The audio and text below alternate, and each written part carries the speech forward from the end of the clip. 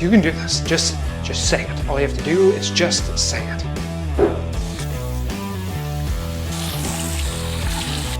People aren't going to leave. They're not going to stop watching. It's going to be fine. Just say it. You can absolutely do this. Come on. You're not saying anything crazy. This isn't that crazy. It'll be okay. All right. We got to stop reading the Bible.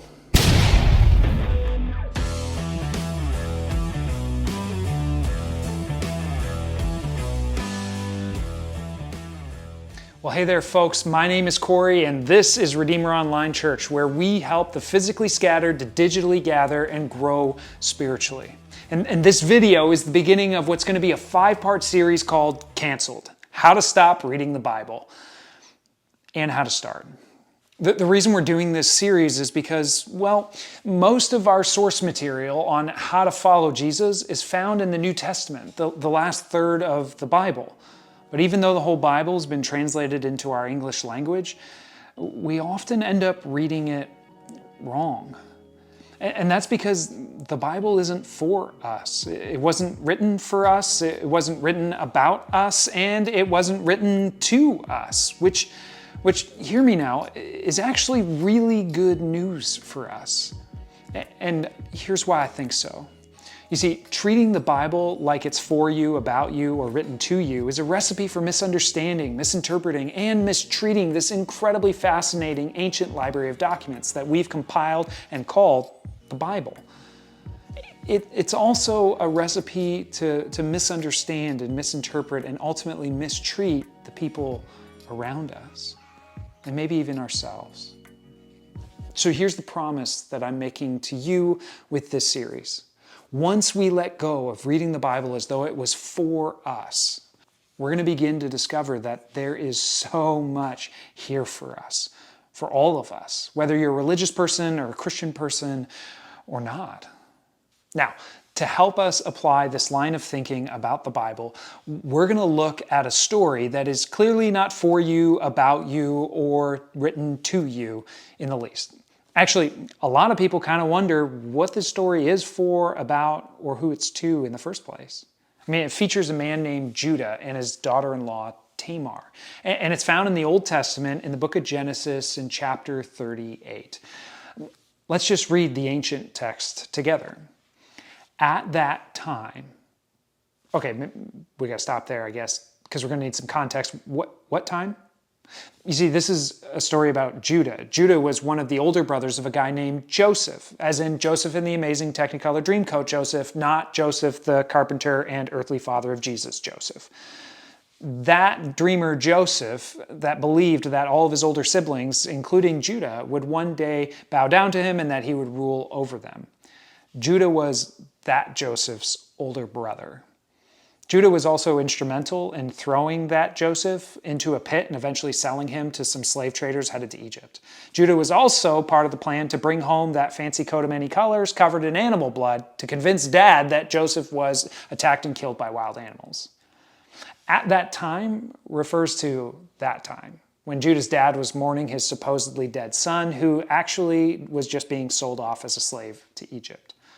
While all of that was going on, Judah left his brothers and stayed with an Adullamite named Hira. There, Judah saw the daughter of a Canaanite man named Shua. Judah acquired her as a wife and had marital relations with her.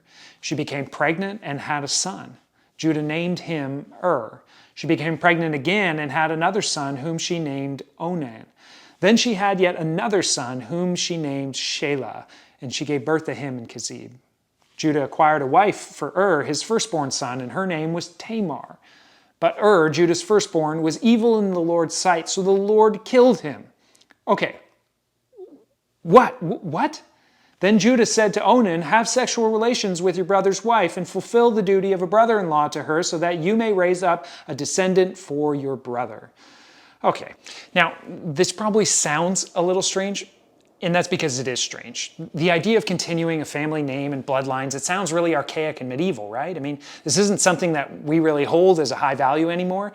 And that's fine, because this isn't a story about us. But in that historical context, the continuation of a family line was incredibly important. The family name gave a people a sense of who they were, a sense of identity and values. And it was the honor and responsibility of the firstborn son to carry on the family legacy. But if the firstborn died, it was the duty of the next brother in line to help his older brother's widow conceive a son to carry on the family name. But Onan knew that the child would not be considered his, and so whenever he had sexual relations with his brother's wife, he withdrew prematurely so as to not give his brother a descendant. What he did was evil in the Lord's sight, and so the Lord killed him too. Whoa! Now, if you thought that this story was for you or about you or written to you, you might mistakenly think that coitus interruptus is evil in the sight of the Lord, and you'd be wrong. What was evil was the fact that Onan denied his sister-in-law her right by marriage, which was to be the mother of the family line. In that value system, Onan's act was a selfish dig at his dead brother. Okay, moving on. Then Judah said to his daughter-in-law Tamar, okay, live as a widow in your father's house until Shelah my son grows up. For he thought, I don't want him to die like his brothers. You see, Judah figures there's got to be something up with this Canaanite woman, Tamar, that I took her into my family, and yet every time she marries a son, they end up dead. And I've only got one son left, so I'm not going to give him up to this woman. And so he sends Tamar back to her father under the guise that one day he'll give his youngest son, Shelah, when he becomes of age. So Tamar went and lived in her father's house. And after some time, Judah's wife, the daughter of Shua, died. And after Judah was consoled, he left for Timnah to visit his sheep shearers along with his friend Hira the Adullamite. Tamar was told, look, your father-in-law is going up to Timnah to shear his sheep. And so she removed her widow's clothes and covered herself with a veil. And she wrapped herself and sat at the entrance to Enaim, which is on the way to Timnah. She did this because she saw that she had not been given Shelah as a wife, even though he had now grown up. Now, maybe a few small details you'd like to know. Going up to Timnah for the sheep shearing was sort of like a harvest celebration. It included a ton of eating and drinking and celebrating, and mostly drinking. The gist here is that after mourning his wife, Judah heads out on a boys' trip. Now, Tamar then dresses herself and positions herself as a prostitute, and she waits for Judah at this natural stopping point on the way to Timnah. When Judah saw her, he thought she was a prostitute because she had covered her face. He turned aside to her along the road and said, come on, I want to have sex with you. He didn't realize it was his daughter-in-law. She asked, what will you give me in exchange for having sex with you? And he replied, I'll send you a young goat from my flock. And she asked, will you give me a pledge until you send the goat? He said, what pledge should I give you? And she replied, your seal, your cord, and the staff that's in your hand. Which is the equivalent of saying, give me your wallet, your credit card, and your driver's license. So he gave them to her and had sex with her. And she became pregnant by him. She left immediately, removed her veil, and put on her widow's clothes. And then Judah had his friend Hira the Adullamite take a young goat to get back from the woman the items that he had given in pledge. But Hira could not find her. He asked the men who were sitting there, where is the cult prostitute who is at the Enaim gate by the road? But they replied, there has been no cult prostitute here. So he returned to Judah and said, I couldn't find her. Moreover, the men of the place said, there has been no cult prostitute here. Judah said, let her keep the things for herself. Otherwise we'll appear to be dishonest.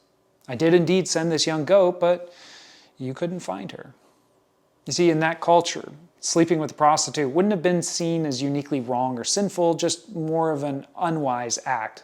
Judah wouldn't necessarily have felt guilt for sleeping with a prostitute, but instead, maybe he would have just been a little embarrassed about it. That's why he doesn't go to give the goat himself.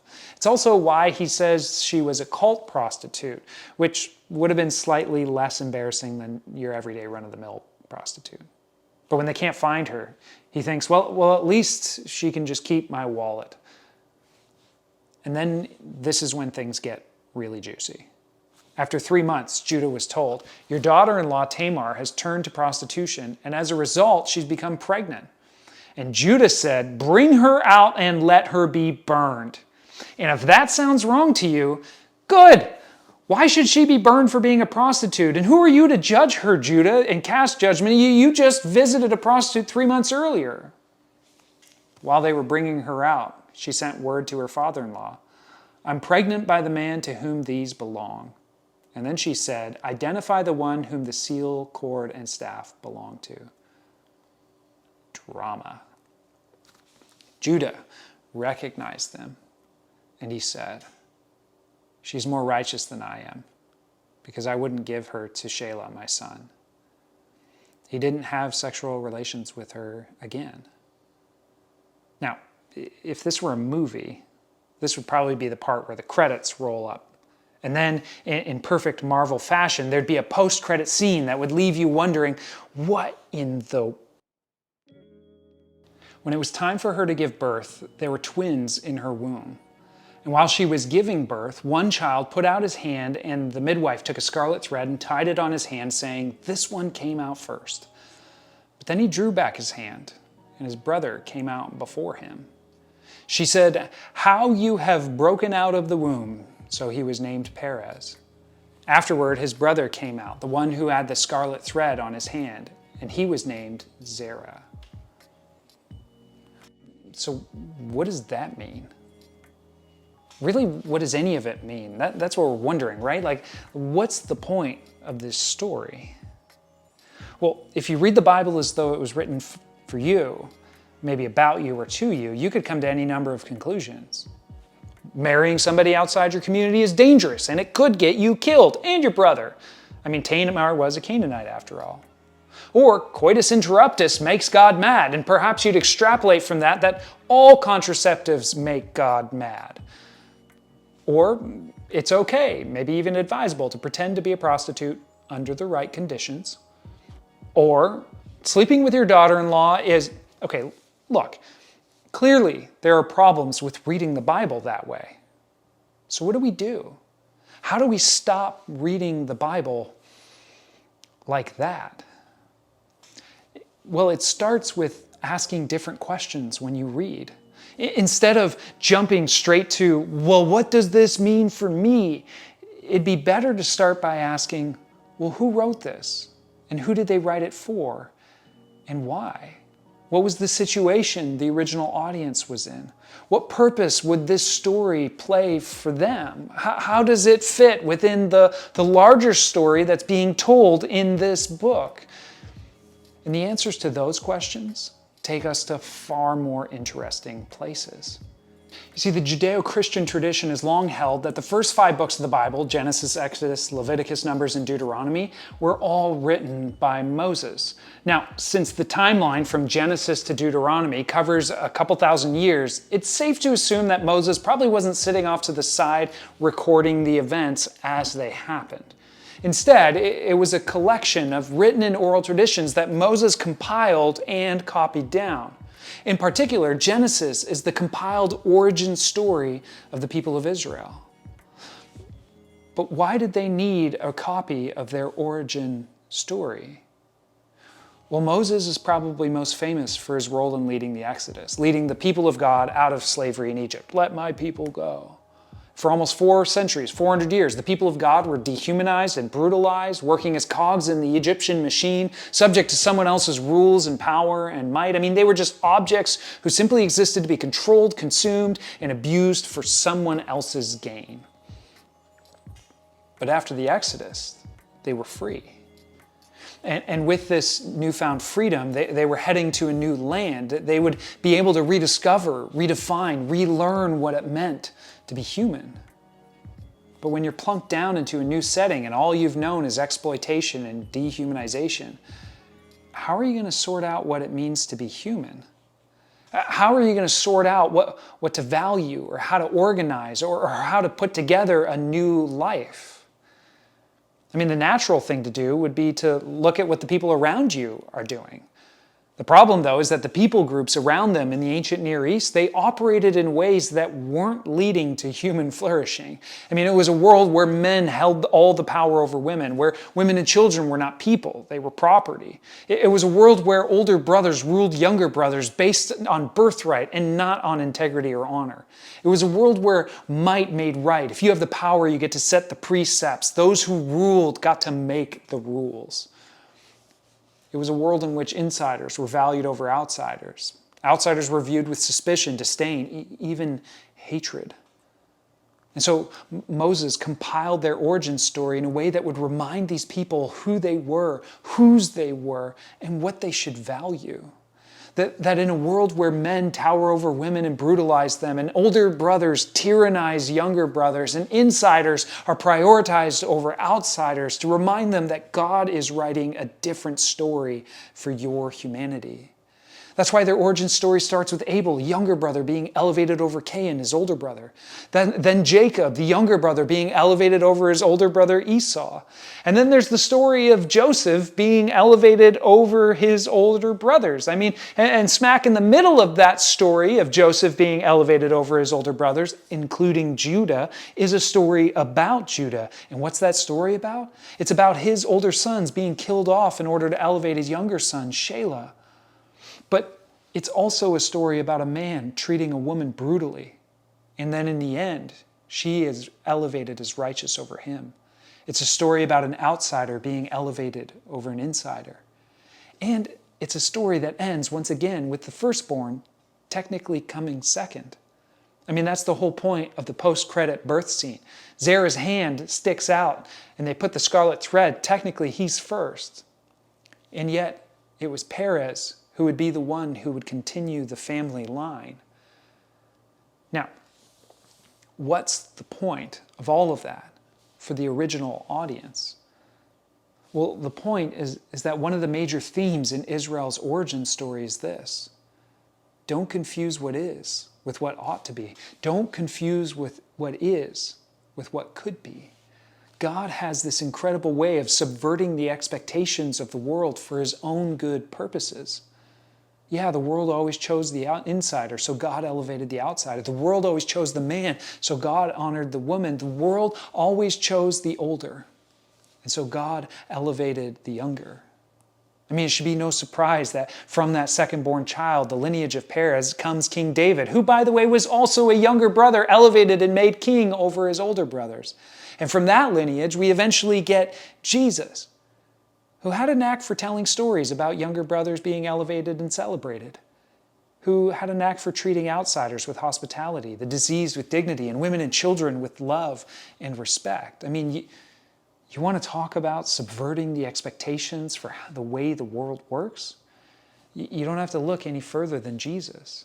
I mean, he starts one of his most famous sermons off with 9 subversive statements that all start with, "Blessed are," which literally means happy or fortunate or lucky. Blessed are the poor, those who mourn, the meek, the persecuted. To be honest with you, we wouldn't really normally call those people blessed. That's not the way the world works. And yet, Jesus saw the state of humanity and didn't simply see what is.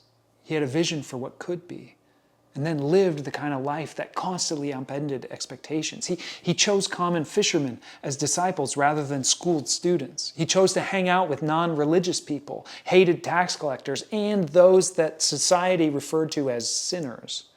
I mean, in a world driven by ambition for the power to dominate, Jesus chose gentleness. In a world driven by revenge, Jesus chose forgiveness. In a world that preferred the stories of kings, God wrote a story about a servant born in a stable. And then in yet another subversive act, he gave his life. Jesus died for the sins of all humanity, praying for the forgiveness of the very people who were nailing him to the cross. And all of that would have been subversive enough. But the only reason we know anything about Jesus is because in the ultimate subversion of what is for what could be, Jesus rose from the dead, proving to his first disciples and to millions who would follow them that he was worth following after. He was worth putting your faith in. And his resurrection made him worth writing about in what we now call the Gospels of Matthew, Mark, Luke, and John. Okay, look, I know that's a lot. That's a ton. But what's the point of the story of Judah and Tamar? Well, I think that's a really good question. I think this part of the origin story has some deep themes for us to consider. But the one question that I think would be most interesting is this. In what ways do you confuse what is with what should be or what could be? Sure, this is how the world is. Firstborns first, ostracize outsiders, women and children are property, might makes right. But what could it be like? How might you live to subvert what is in a way that could lead to what could be? To better human flourishing, to more love, more joy, and more peace. You know, to think, okay, I see that this is how it is when it comes to money or marriage or family or work or travel or social media or self-care or religion or kids or school, but what if it was different? What if it was better? In a world that looks at marriage and relationships and asks, you know, what do I get out of this? How do they make me feel? What if we could start living into a mutual partnership of love and submission to one another? In a world that looks at money and thinks everything that comes to me is for me, something for me to use and consume. What if instead we could start asking, what can I contribute? What if I could live out this or that part of my life in a way that brought about more love, more joy, and more peace, despite how things are? You see, the origin story of Genesis invited its original audience to wonder about what it means to be human now. It taught them what to value. It taught them who and whose they were and how to live in this world.